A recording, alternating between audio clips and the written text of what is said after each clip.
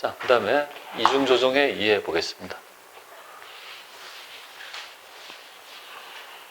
여러분들, 그죠? 회계 원리에서 중급 회계를 할 수 있는, 있죠? 회계 원리에서 중급 회계를 할 수 있다는 이 기준이 되는 개념이 뭘까요? 바로 현재 가치가 변동하는 화폐의 시간에 따른 가치 변동을 정보로 만들 수 있다면 중급 회계를 할 수 있다고 보는 거지.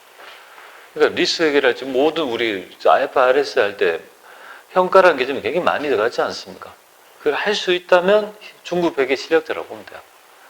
그러면 이제 초급 세무조정 있죠. 초급 세무조정에서 중급 세무조정에 할 수 있다는 그저 판단의 기준이 뭐냐면 바로 이중조정이다 이렇게 보시면 돼요. 이중조정을 할 수 있냐 이 말이에요. 이게 그죠?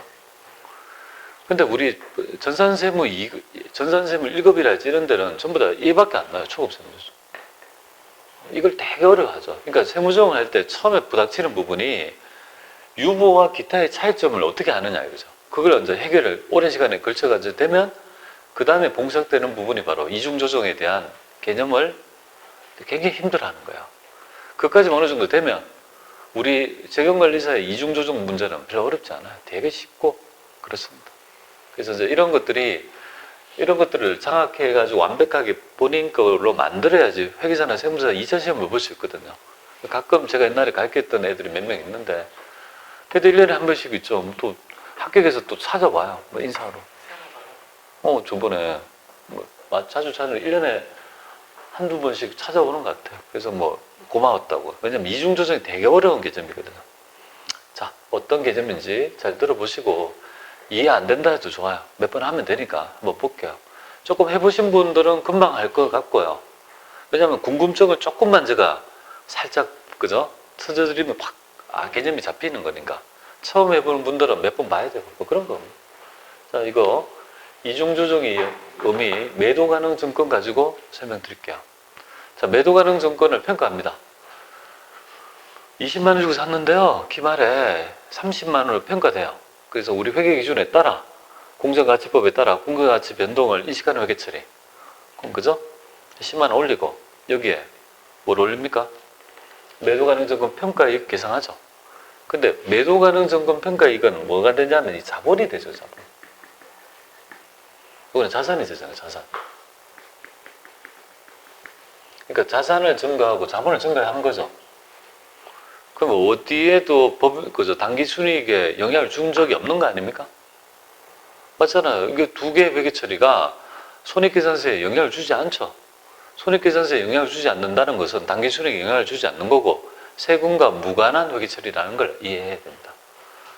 자, 그러면 우리 세법에서는 이런 회계 처리를 어떻게 보는지를 여기서 한번 볼게요. 매도 가능 증권 평가이익은요, 우리 세법에서 어떻게 봐요? 임의적인 평가 차익으로 봐서 수익 계상하면 안 되는 입금 불산이 방목으로 봐요. 바로 우리가 전에 단기 매매 증권 평가 이익은요, 수익 계상했으니까 그 자의적인 임의 평가 차익이니까 조정했지 않습니까? 그죠? 수익 계상했으니까. 근데 얘는요, 수익 계상을 안 했죠. 이거 보세요. 입금 불산이 비면 수익 아니다 이 말이잖아요. 근데 지금 회사의 회계 처리는요, 자본을 처리했기 때문에 수익으로 계상한 적이 없잖아요.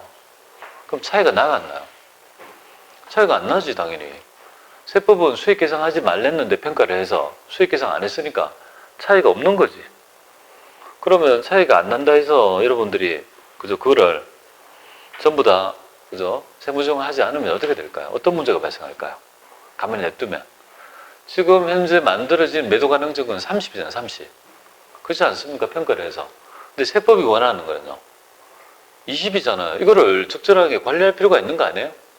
세무조정 안 하면 문제가 되잖아요. 그래서 일단은 먼저 1단계가 뭐냐면요, 적절한 세법상의 자산으로 감액을 해줘야 됩니다. 그럼 뭐를 깎아야 됩니까?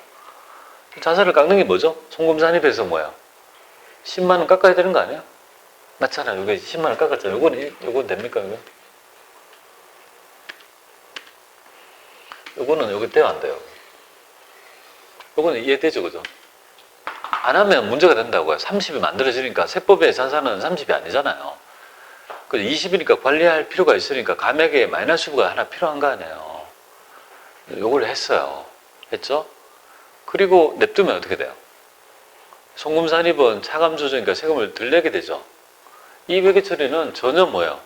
회사랑 회계하고 세법하고 차이가 안 나는 거잖아요. 그러니까 세금에 영향을 주면 안 된다고. 그런데 이렇게만 송금산입만 하면 세금에 영향을 주고 세금을 덜 내죠. 그러니까 기술적으로 어떻게 해줘야 돼요?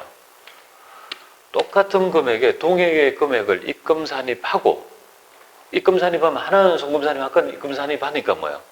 세금을 덜 내잖아요. 똔똔이 되는 거 아닙니까?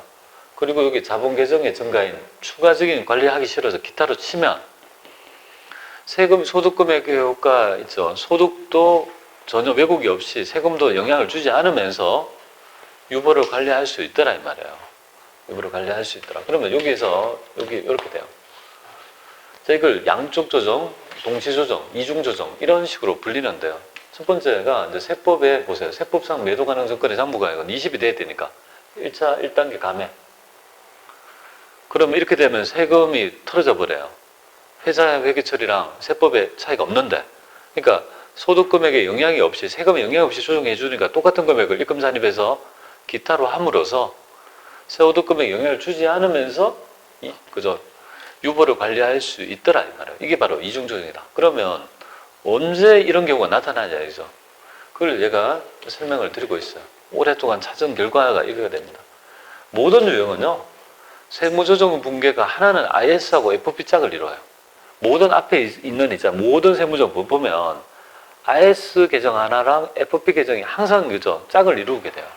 그 짝을 이루면 단일 조정이 나와요. 그런데 여기 보시면 지금 조정의 결과가 이런 것들을 감액해야 되니까 뭐야? 없애려면 이렇게 빼야 될 거 아니에요. 얘도 재무상태표 계정이고 자본 계정, 얘도 뭐야? 재무상태표 계정이잖아요. 이런 경우에는 이중조정이 나타나는 거예요. 딱 그죠? 이런 경우에 이중조정이 나타나요. 이것도 조정해야 되고 이것도 조정해야 되니까 이중조정이 나타나는 경우가 딱 이 경우입니다. 그래서 이 변화를 보세요. 이것도 찾아내는데 되게 오래 걸린 것 같습니다. 이거를 한 5년 걸린 것 같아요, 제가. 이걸 계속 강의하면서 있죠. 이거 짝이 어떻게 이루어질까, 합리적으로. 되게, 그죠, 고심을 많이 해본 부분이에요. 그래서 IS하고 FP 한 짝은 단일 조정, 두 짝은요, 이중 조정, 그리고 IS하고 IS는요, 수익 올리고 수익 빼면요, 의미가 있습니까? 그러니까 세무조정은 안 하고, 만약에 계정이 틀어졌다면, 계정만 한두 지분에 집어여가지고 있죠, 하는, 이런 규정을 배우게 되는 거죠. 그게 이제 각각의 항목에 녹아 있는 거죠. 자, 요거는 이중조정은 여러분들이 한두 번 보게 될 거야. 부당행위랑 나중에 인건비 세무조정 두 개가 이중조정이 나타나니까 요걸 가지고 기본기를 좀 삼으면 좋겠어요. 조금 해보면 나을 것 같아요. 좀 어렵죠? 세무조정 계산서 볼게요. 소개해드리는데 이거 내야 된다고요. 재무상태표 나중에 법인세 신고할 때 재무상태표 손익계산서 등 플러스해서 뭐야? 세무조정 계산서 이거 내야 된다고요. 그래서 유보의 모든 세무조정을 관리하는 표, 모든 걸 아니고 기부금 빼고, 그죠? 모든 걸 기록하는 세무조정하는 표, 소득금액 조정할까 표 이렇게 구합니다. 이렇게 되고, 그 다음에 자본과 증기권 조정 명세표, 을표는 유보 관리. 유보라는 거는 일식 차이잖아요. 일식 차이니까 언제가는 뭐예요? 여기서 표시할 때 플러스는 유보고 마이너스는 마이너스표라고 보면 돼요. 그래서 요 금액이 유보의 관리표입니다. 을표가. 그래서 유보라는 거는 추인할 때까지 계속 관리할 표가 있는 거죠. 그래서 관리하는 표가 을표. 그 다음에 가표는요. 세무상 자본을 관리하는 표. 가표는. 세무상 자본은 여기가 5만 원이라 하면 이만큼이 자산이 더 있어야 된다는 거거든요.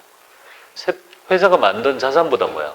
5만 원이 더 있어야 된다는 차이란 말이에요. 이게 결론이. 그러면 볼때요. 가표가 이렇게 되겠습니다. 회사의 그죠? 재무상태표상에 있잖아요. 자본이 2억이라 하면 여기 유보가 이렇게 5만 원 왔잖아요. 이제 끌어왔잖아요. 5만 원만큼 차이 나는 거잖아요. 그러니까 이만큼이 더 있어야 되는 차이니까 너가 만든 세무상 자본은 재무상태표상의 자본은 2억이지만 세무상 자본은요. 5만 원까지 포함해서 뭡니까? 2억 5만 원이 뭐야? 바로 세무상 자본이라고 관리할 필요가 있고 이 금액을 가지고 나중에 청산을 하게 된다고요. 그러니까 유보와 마이너스부를 관리하는 표는 을표. 전산에 여러분 전산을 안 배우니까 그죠? 그다음에 이건 갑표는 뭐예요? 세무상 자본을 관리하는 표. 그리고 그 하단에 2월 결손금에 있죠. 표가 여기에 내재되어 있습니다. 뭐 그런 걸 말씀드리고요. 그 다음에 마지막이 뭐냐면 부가세 신고서가 똑같아요. 부가세 신고서에 보면 매출세액 있고 매입세액 있고 납부세액 있고 그죠?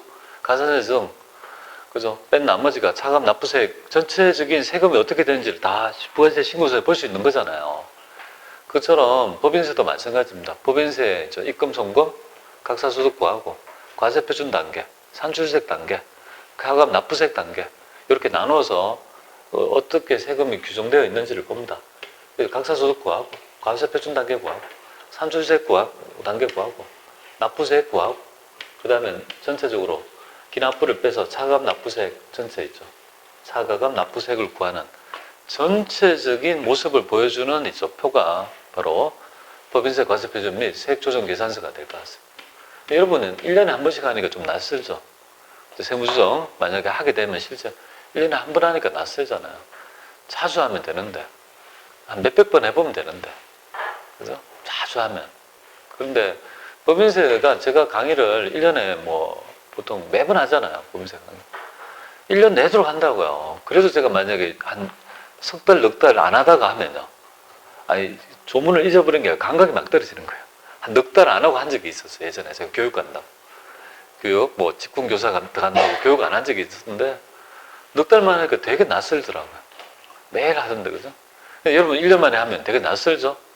그래서 1년에 한번 워밍업해서 한두 번 해보면 그때 조금 감각이 돌아옵니까? 이거 전체적인 부분이 되겠습니다. 자, 그 다음에 먼저 여러분들 드디어 세무조정의 원리를 배웠다면 입금, 송금, 입금, 불산입, 송금, 불산입 해서 있죠. 쭉 가서 끝까지 가면 그 법인세 끝나는 거예요. 기능을 하는 건, 실기를 하는 건 아니잖아요. 기능을 하는 건 아닌데, 기능을 만약에 전산세부일 것 같으면 서식을 보고 그 서식에 있는 내용이 왜 이렇게 되는지를, 그죠? 차분하게 보면. 딱딱, 그죠? 요 규정이 이렇게 된다는 거. 그거 하려고 제가 이 빔을 2개 쓰는 거거든요. 이렇게 띄워놓고 여기에 있는 금액이 전산에 어떻게 반영되는지, 그죠? 이렇게 딱딱 하면 뭐예요? 여기 끌어가잖아요. 여기 착착. 그럼 정확하게 이 서식을 정확하게 이해하잖아요. 그죠? 사람들은 서식의 이해가 잘 안 되는 이유는 조문의 이해가 안 돼서 그래요. 원리를 알고 조문을 봐야 되는, 서식을 봐야 되는데 서식에 이런 분이 있더라고요. 서식에. 요거는 왜 들어갑니까? 요거는 왜 들어갑니까?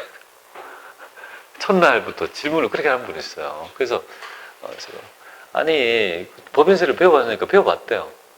근데 배웠는데 이거를 가르쳐 주자니까 난 몰랐다 이거죠. 근데 왜 그러냐면 이론도 안 하고 실무도 하는 데가 많아요. 그럼 말이 되는 얘기입니까?